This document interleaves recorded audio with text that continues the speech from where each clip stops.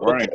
Thank you. I think we have everybody online now. I hope everybody can hear us. If you don't, maybe heckle something in either text to us right away or something that if you can't hear us on the phone.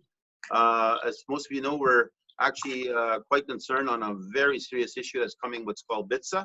We'll get our lawyer to start off the conference and press conference, and then from there, the Grand Chiefs and myself will add on to our views and our concerns. And but it's something that we find appalling that's happening, and it worries us quite dramatically that's actually being snuck in during COVID. So I want to turn it over to Sunny, and from there we'll open up the floor for ourselves to speak, and then maybe to the media to ask questions. Go, Sunny, you have the floor. Okay, thank you. Good morning, everyone, for joining and for taking the time. Just very quickly, I'll give you some background on what this matter relates to. And so when a child comes into care of a child welfare agency, the agency becomes the guardian of that child. And just as a parent would apply for what we call a child tax benefit, an agency would call for that same benefit, but for children in care, it's called Children's Special Allowance. And that's where we get this acronym CSA. So what has been happening here in Manitoba since about 2010, the province of Manitoba has begun a process of what we call clawing back of those CSA dollars from the agencies. And when you think about it, it's really taking money from those children, and in this case, we say to supplement or to fund or as a revenue source for the province of Manitoba.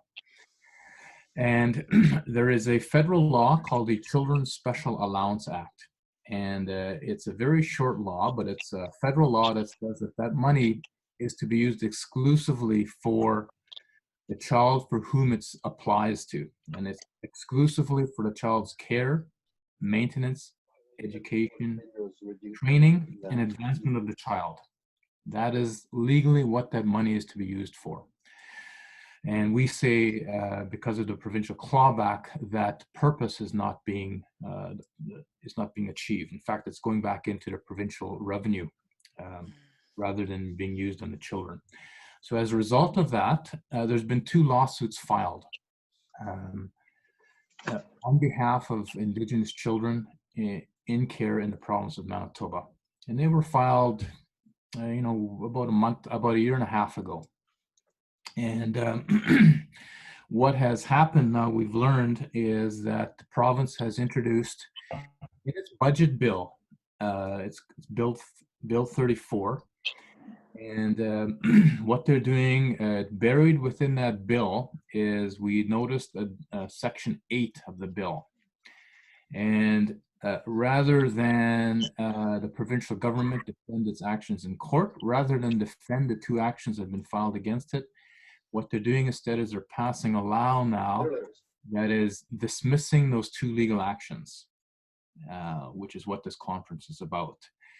And it goes beyond that. Actually, what it does is it insulates the province from liability and makes the 2 legal actions against it, basically they're dismissed. So we have, we think that's undemocratic.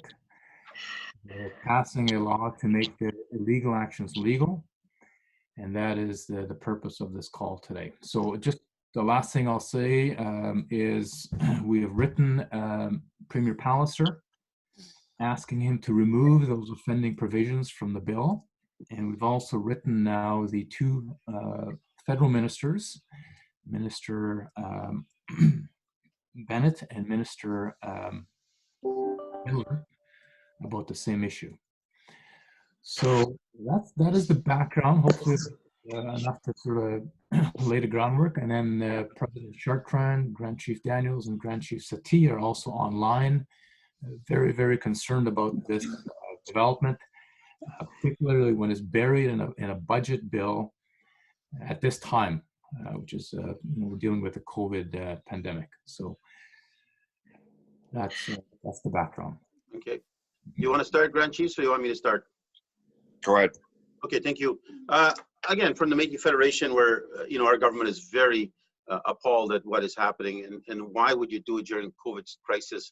Obviously, it's clearly intended to hide something, push it through when everybody else's attention is somewhere else. And clearly, when fear is happening and people are scared, you're going to try to sneak in a bill of this nature to actually rob and steal against children and even those yet to be born. And let's not forget, when he was in opposition, Premier Pallister attacked the NDP, ridiculed them on a sense of that they were stealing from the children by doing these clawbacks. Now, if he felt, and clearly felt during opposition as he attacked NDP, and now as a premier, if he felt this wasn't illegal, why would he put a legislation in now to protect himself? Obviously, he knows it's illegal. He obviously knows it's wrong. It's not just. That's why he's putting legislation. Otherwise, there's no purpose for him to put legislation, because if it's a rightful thing to do, it's a straightforward thing to do that he's entitled to do, he wouldn't be now trying to protect the wrongs of the past. And that's happened too many times to Indigenous people in this country. We've seen that to residential school. We see that to the 60 school. We've seen so many different aspects of where the country was wrong, the governments were wrong, the policies were wrong, and they were hurtful and generational hurtful to so many families that continue to suffer today. And here's a premier, an opposition who attacked NDP and said they were stealing from children and robbing those poor kids. And then now he tries to protect himself with legislation to avoid any opportunity for us to get justice. And the only justice that we're being allowed to right now is either through the courts or through some form of political exchange. And obviously he's not talking to no one. He's not dialing with us. The Leadership Council has never met. And that's the purpose why leadership and Stephenson should somewhere look in a mirror. Why she's probably not held a Leadership Council is because where myself, the Grand Chiefs of SCO, the Grand Chief MKO, sit on a Leadership Council in legislation, and she would have have to advise us that the Premier was doing this, and she was doing it in concert with him.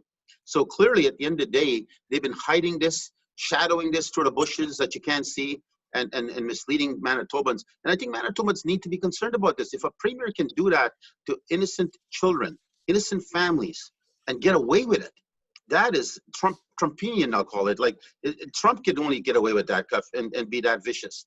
I can't believe it's happening in Canada, and definitely not in this province. And if that's how he celebrates 150, to go and rob children and steal from the unborn, it should be shameful. And people should hold him accountable to this. And I ask every Manitoban to hold him accountable to this. This is wrong. If this is happening to the Jewish children or any other society of children, that wouldn't be tolerated. So it should not be tolerated when it's happening to Indigenous children. And it's wrong. And it's, in fact, I can't express enough how appalling and disheartening this Premier is, and the Minister of Child and Family Services, trying to sneak in this bill during a COVID crisis when the world and the country and our province is so scared right now.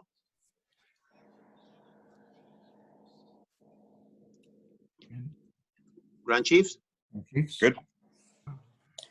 Go ahead. Good morning, everyone. I just wanted to express my thoughts, and I believe this is an atrocity committed at the highest level in the province of Manitoba, and I think it's something that should not be tolerated, and we certainly do not accept this bill as it is written, because it leaves the most vulnerable in our society as victims, and they're being re-victimized over and over again. And I think Manitobans should evaluate themselves and look at their values. Is this something that they condone? Is this something that they accept? Because simply, it is unethical, it is immoral, and it is an injustice committed against the most vulnerable. And I don't think we can stand by and allow this to happen. And I don't think that we can spare any effort to make sure that this bill does not impact the children that are most vulnerable. And then we at the Leadership Council, it was established so that we could address situations like this, but we were left out of the picture. We were left out of the loop. So there's no transparency. There is no consultation with this bill. And I think that it is very wrong for a government to try to do this while, like as the MMF president said, we were trying to save our people from COVID-19. when we're trying to protect our nations, and they do this on the side here underhandedly. It's just simply not acceptable.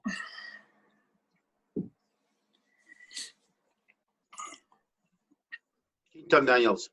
Okay, well, you know, I just want to echo the comments and also say that Pallister has really pulled the wool over Manitobans' eyes on this, and people need to see clearly what's going on here. We're seeing children's money been taken away over the last decades, and now they're creating a law to try to legitimize the process, or try to wash their hands of this. And it's a terrible example to leave for a whole generation of children who are now paying the consequences for that.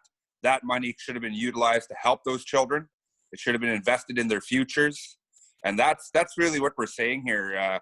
Why is the province deciding that they're going to create new laws so that they don't have to be accountable for what has happened and the actions that they took to take away from our children? So that's what we're saying here. I think Manitobans need to wake up, and they need to pay attention to what's going on. Sure, we're in a health crisis here right now, but we need to pay attention to the kind of leaders that we have here in this province. And Pallister hasn't done a great job on building any kind of trust with the Indigenous community. Those are our children. He has no right to be going after our money that's for those children. And that's the point here. And that's what it's really about. It's not about anything else, except for we have a provincial cabinet and leadership who clearly don't care about the children, because what they were doing before this health crisis came into effect was they were cutting so that they can create tax breaks. And I said it to Heather Stephenson's face when we were meeting with her last time, that I know why you guys are creating block funding for our agencies. It's because you want to create tax breaks, and there you go. Within a week, they announced tax breaks, and so that's where the priorities are. It's not on creating positive outcomes, because if you were, you'd be investing in supporting people's livelihoods, and that's what this money was for. It was for our children, to support them doing well throughout their life, to invest in their futures. And if you're not going to do that, you're not going to see good outcomes, and we already know what the stats are saying. So I don't know. We're in a bad situation here with this government, and hopefully Manitobans wake up and see what's really going on here. We're in a bad situation, and we can't be letting our most vulnerable people be exploited in this way. Mm-hmm. You know, you can't change laws. Mm-hmm. You can't say, you know, this is the law. It doesn't work for us, so we're going to change the law now. Yeah. After you've taken money from the children. Yeah. You can't do that. That's a terrible thing to do. Yeah. And in Manitoba, we need to start questioning the kind of leadership we have. Mm-hmm. You know? Yeah. So I hope people don't sit on the sideline, just let this happen, because it's a terrible, terrible thing what's going on here in Manitoba. Yeah. If I could add on there for the media to grasp this for a second, while other families are getting this child allowance that Canada issues to every citizen and every child in this country, while they're planning their investments for these children, putting it in savings and planning the future for their children, and that they can, when they get turned adulthood, that they'll have a start in life, whether it's in a trust account or some form of investment for that child as they grow through life in the purchasing of their future. Ours is actually being stolen from our children. They'll have nothing. And you see what happens to our children when we have to outright oppose the policy of the provincial government, where they followed through after the fact, but they were telling us that even children at 21 have to be left. Now you have like a child at 21. Imagine them being in that system for that long. All that child allowance money could have been invested somewhere for them, and they could have had a head start in life. Instead, they walk away with nothing, not a penny in their pocket, and to try to live their lives while every other family is privileged in this country to take that investment of child allowance and put it for the future of their children. While our children are forced to pay for their own services. As a baby, you're paying for your own services to be supported. It's absolutely unjust and unright. And I cannot believe that this is happening, and we need to take action very quickly. I have a question. Melissa? Yes. Yeah, so I mean, let's be clear here. This is it was a 20% clawback that the government of Manitoba has been taking. That leaves 80, and they say that they stopped doing this as of April 2019. They stopped the clawback altogether. My question is, from 2010 to 2019, when they stopped the clawback, are you saying that the agencies, with their 80% that they had for these children in care, they were investing that 80%? They were putting it in RESPs or something? Is that what you're saying? No, let me correct you on that. Firstly, they're not actually, they didn't claw back anything. They're saying that they quit clawing back. It's not true. What they did, as you heard Chief Daniel speak on, is they went and forced us into a block funding scenario. In the old system, if we went to deficit, the province was responsible because it's their policies and their governance of the child welfare system. Under the block funding scenario that they forced us under and made it mandatory across all child and family, is that we are now liable for that, even though they set policy, they set direction. So they've lessened the money that's supposed to be coming through the amount that child and family allowance money would normally be there. Like for MMF, it's about 7-point-something million a year. So that 7 million is less now in the block funding scenario. So when you look at it from that context, you'll see that it's like a moving box. They're trying to deceive the people to say, well, we're not clawing back anymore. Yeah, you are. You're just giving us less money this way now. On the previous system, we couldn't invest that money, Melissa, because the money actually was taken from our budgets. So in the 10 years we're speaking of, that funding was actually excluded. So say, for example, my budget is $60 million, and 7 million is child allowance money. So they would give me 53 million. So I needed 60 million. And in fact, I need more than that to run my agencies, but that's exactly all I have, 62 million. So what happens is I'm short to operate my system based on the structure of the policies. And at the same time, then they claw back that 7.8 million. So they're clawing it back every year. They can, no matter how they guise it, look at the numbers. The numbers one thing about math, you cannot hide numbers, and you can show those numbers. They're actually clawing back every year that amount to each of us. And SCO is the biggest one. They claw back the most majorities, SCO. So when you start looking at those numbers, that's what they amount to in 10 years, $300 million lawsuit. Because you look at those numbers. And now they try them, and you heard Stephenson said we don't claw back anymore. Of course you do. You just give us less now. Of course you don't do it a traditional clawback. You used to do it. Now you do it through a block funding scenario by providing less versus the amount of child allowance money. That's all you've done, but you're still clawing back. But I'm still concerned about these lawsuits. This money, if you were to win these lawsuits, this money doesn't go to the children. It goes to the agencies. No, so the kids have already lost it. No, but the kids, no different than you do with you done reconciliation when you did the residential school, when you did the same thing when you did with the 60 scoop. The actions would be the children would end up getting their money. Okay, so this would go to, that was what I wasn't clear on. I thought it was the agencies that were going to be taking this money, and then it would maybe help kids currently in care, but it does nothing for the kids who are already in the system and gone in the past decade. So this money would be divvied up to, if the lawsuits went ahead and we won, it would be divvied up to children who were in care during that time? Yes, for sure. MMF would be doing that for sure, giving back to those children. Yeah. Because the agency's got to take this to court because the agency are representative of the children. That's why. Okay, so can I get clarification from the Grand Chiefs as well? Sure. You're saying that this would be, this money, if these lawsuits went ahead, would be returned to children who were in care, whose baby bonus money this was? Whose Head Start was robbed from them, yes. Yeah, some of our agencies actually do invest in education savings plans, RESPs, like a lot of that funding, that's where it goes. So, yes. Melissa, can I I want to make sure we have a understanding here. So when you mentioned the provinces clawing back 20%, therefore the agencies have 80% of the CSA dollars, that is actually not correct. What the 20% clawback was the province each year clawed back 20% of their funding to make up for the CSA dollars that the agencies received. So they clawed back every single dollar that the agencies received. They did it at 20% increments, if you could think of it that way. And the total amount we now know is over 250 million. So it's not as if the agencies got to keep 80% of the CSA dollars. It's just the way the province clawed it back. Because if you think about it, if they decided to claw back the entire amount on a particular year, there'd be no money left for the agencies to operate.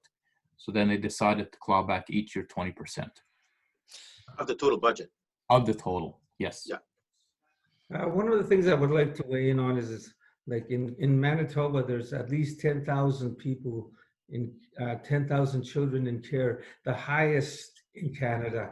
And the system should be trying to minimize and trying to find ways to bring these children back to their families. But I see that they're looking at this as a way to exploit the system.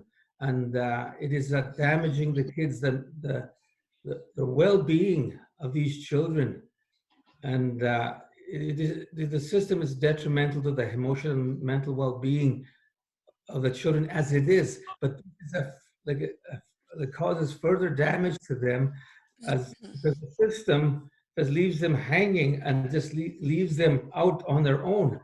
And I've always said that this system is the worst thing that's happened to our children in Manitoba, because they're seen as a source of revenue rather than human beings that need to be protected, that need to be cared for. So I'm very disappointed that this is happening right before our very eyes. Very immoral, and still I say it's very unethical. So Melissa, if I can go back to Melissa's comment, because I don't want it to be misconstrued that the province is only taking, like you said, a 20%. They're taking the entire child and family service amount, all of it. So we know that they're taking 7-point-something million from the MMF on our budgets. And we know that the budget, for example, right now is 62 million. But we know when the clawbacks were happening, they'd give us less. We'd have to pay back. They'd deduct that total 62 million, they'd take 7-point-something million off the top that we'd have to pay back. So when you look at that full spectrum, all child allowance money was being taken. It's still being taken right now. And they're just having a different design. And they can say, we're not clawing it back because the old traditional, you can see the model in the old days. But this one now, they're hiding it through the block funding scenario. But if you look at the budgets, our budgets are less that amount of child allowance money. They said they gave us a $50 million increase over all the child welfare. In fact, they've been denying through their own policies, not mine. They make the government, for example, if you have a child, to give you an example, you have an agency of 700 children in care, and anything beyond that, you have to start a new agency. We have in Winnipeg Child Welfare Agency up to 11 to 1,200. So we're doubling the workload on the same outfit, where that should be 2 agencies in operation now because of, and it's not our policies that are apprehending, it's their policies. We're trying to prevent apprehension, but the policies force us to take the children. And that, so it's reversing itself. We're trying to do preventive care. So now they're saying you can do preventive care with block funding, with your surplus. What surplus? We're in a deficit. We're going to be in a bigger deficit the way they keep on sending new policies for us to expend money, while they're still taking child allowance money from us. That money should belong to those children. And imagine every family, and I mean this sincerely, every family has the right to take their child allowance money and invest for the future for that child. Not here. The children, they're being robbed of their future right now. I had a few questions if I can jump in. Sure, Dylan. Sure. So when was the last Leadership Council meeting, and did the prospect of quashing these lawsuits or the right to sue come up? In fact, Leadership Council has not happened for a long time, over a year for sure. We met once and through force because we were demanding a meeting. They kept on hesitating and not holding a meeting. And again, even at the meeting, it was very scripted to what they can speak on and talk on. And we felt very uncomfortable as leaders. The Leadership Council, if you look at the legislation, we're supposed to have a say and a joint say of how we move forward on child welfare. But we were they were very reluctant to do any business with us. And that's why if you look at over a year now, since our last Leadership Council, I'll get the exact date to go pull it out. But if you look at it, she would have to hopefully divulge that they were going to actually do Bill 34. They would have to share something to us that this is happening. So the same thing with the block funding. They wouldn't have a meeting. The Leadership Council should be debating that issue to see how it works and how it will work, so we can flesh out all of these hidden structures inside that process. So if you look at it overall, that's why they're avoiding the Leadership Council. They just don't have them anymore. And I guess same thing, the Premier doesn't meet with nobody. So I guess Stephenson doesn't have to meet with us either. And when did you reach out to the federal ministers, and have they said anything back? We just reached out. We just sent a joint letter to Grand Chiefs and ourselves. Sent a joint letter because we know there's a federal legislation, Bill 92, coming into play. And so we are now telling the federal government, you have fiduciary responsibility here to protect these children. You cannot just let a province independently have the right to take away from these children and steal from these children, even those unborn yet. And so when you look at it from that concept, the federal government has a fiduciary relationship and responsibility to step in here and make sure we go together and force this government to make sure that they're following within at least some ethical examples of leadership. And sorry to go blow by blow. I just also wanted to ask the lawyers here, you know, if you have any legal opinion or basis on the legality of legislation quashing ongoing cases, especially like the legislation names the case numbers. I haven't seen anything like that before. Is that actually like constitutional? Well, I mean, there's no way that this is fair or consistent with our system of justice and what they're doing is they're retroactively dismissing cases that have been already filed against the province. And they name our particular cases. So that is, we are saying that is unconstitutional. I won't get into it too deep, but what they're trying to do is make their illegal actions flowing from a federal law legal by passing a provincial law.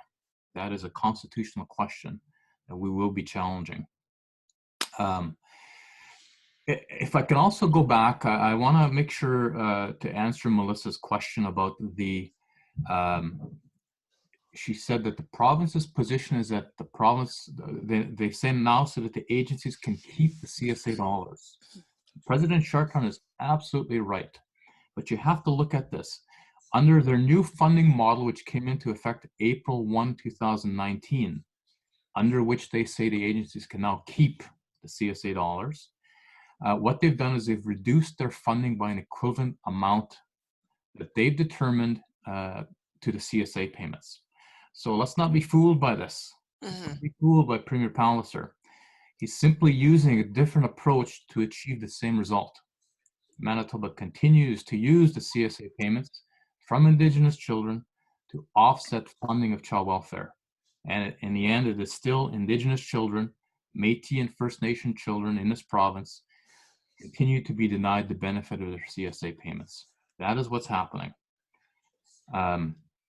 Sean, did you want to add anything on the legal end of it? Yeah, I would like to a few things. So Melissa, so you understand, so all of the press understands, there are two lawsuits, okay? One is filed on behalf of 6 child and family services agencies, and all they were doing, and Sunny and I are counsel for that, all we're doing is seeking a declaration from the court that what the province is doing is illegal. So it stops. That's all we're doing.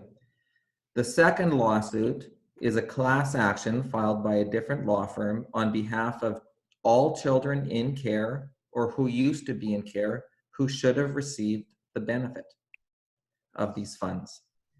That's where, when you're asking about what the agencies would receive the money back, that's not the agency's case. There's a case brought on behalf of the very children at issue. So to appreciate that. Now on the legal aspect of this, and to understand why we're really complaining here, is this. There's a federal law that says this money goes to specific children. And we can name the child. Each child says, you get this money, Jimmy and Johnny and Susan, you get this money. The province is trying to use a provincial law to go over the top of a federal law and say, no, that's money, that money is really ours to use to build roads and to pay our staff and to do whatever we want to do with it. So obviously that there's a huge constitutional issue there. But here's even bigger than this. Even bigger than this. No one is above the law. No one is supposed to be above the law. And really what they're doing here is taking away the rights of these children to challenge in court these actions of the government. And let's take aside whether that it's a good case or a bad case. Obviously, we believe it's a good case, and you can probably read into the fact that they've created legislation to try to get out of it. They're worried about it too. Yeah. Probably a pretty good case. But to take away the legal rights of any Canadian to go to court to challenge their government, There are huge charter rights at stake here. The precedent that can be set if this is allowed. I can't imagine a more dangerous precedent that the government can act illegally and then get away with it in the future. And the rights they're taking away are from the most vulnerable people in our society. And I don't just say that myself. Our courts have said that.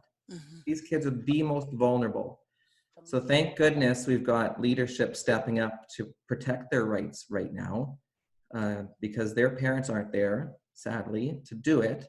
And it is disgusting, really disgusting, that this is how they're trying to balance their books on the backs of these children. So I just needed to add that.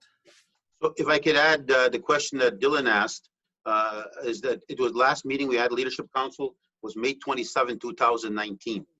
That's the last time we had a Leadership Council. In that time, it was also restricted on the discussions of what she was willing to talk about. So that was May 27, 2019.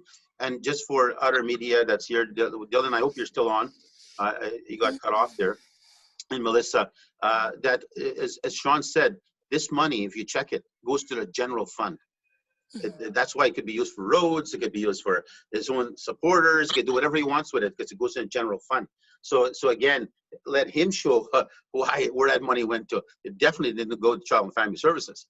It didn't go to his children. It went to his coffers to do whatever he wants with it. So again, you look at it from that concept, and that's what, as Sean said, or Sonny and Jerry or Grand Chief Settee, we can't let somebody just take over everything we believe in this country regarding the Constitution and the protections we all have as Canadians, and definitely as Indigenous people, that they can just run it over by just passing legislation to circumvent the rights of children. And yet, even those yet unborn, if this thing is going to happen, it is unbelievable it's happening. And what's more appalling, happening during COVID.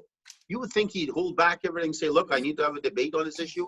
I'm willing to have that debate. I have the majority anyway. So let's have this open debate with Canadians and with Manitobans.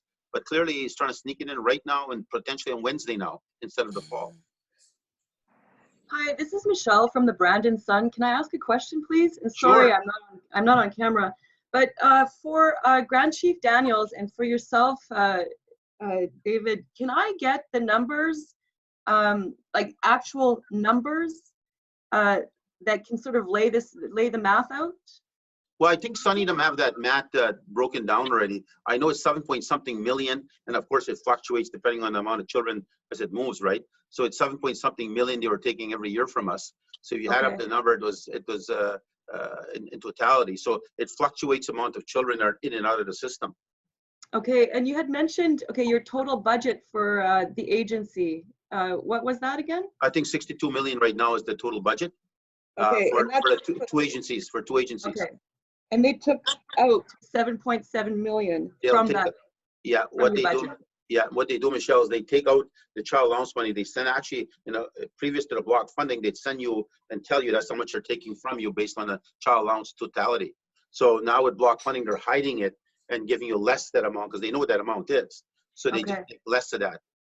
Okay, and Grand Chief Daniels, do you have similar numbers that you can share, or? Yeah, we have numbers. I can have them forwarded over to you if you just contact my office requesting those. I'll get it sent over. Okay, perfect. Thank you. SCO is the biggest. Okay, thanks. I think Michelle, just for province-wide, it's about $50 million per year. That's the children's special allowance. Children's special allowance that has been taken for the last 10 years. It's about $50 million per year. Okay.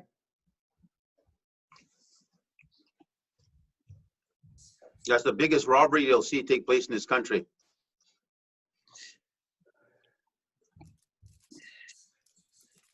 And a good question media should ask them, if it's not unjust or not illegal, why are you putting legislation to protect yourself?